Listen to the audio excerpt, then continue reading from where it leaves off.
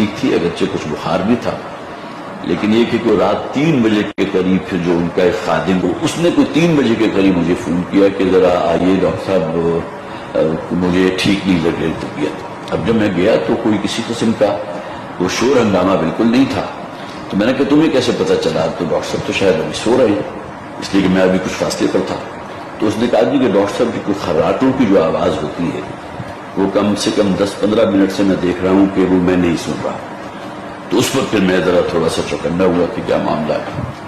تو میں چونکہ میڈیکل ڈاکٹر بھی ہوں تو میں نے پھر جب آگے بڑھ کر دیکھا تو محسوس ہوا کہ وہ جو بھی علامات ہوتی ہیں کسی شخص کے زندہ ہونے کی وہ موجود نہیں تھی۔ آنکھوں کی پتلی جو ہے وہ بھی ریئیکٹ نہیں کر رہی تھی، اسی طرح بی پی جو تھا وہ نہیں تھا۔ تو معلوم ہوتا ہے کہ اسی عالم نوم میں وہ جو سوئی ہوئی حالت ہی میں اللہ تعالیٰ نے فرشتہ اجل کو بھیجا ہے اور اس نے اس روح کو قبض کر لیا۔ تو کوئی کسی قسم کی تکلیف، کوئی ہنگامہ کہ فوراً بھاگو دوڑو ہاسپٹل کی طرف، بلاؤ 112 کو اور یہ کرو اور وہ کرو، اس کی کوئی نوبت نہیں ہے۔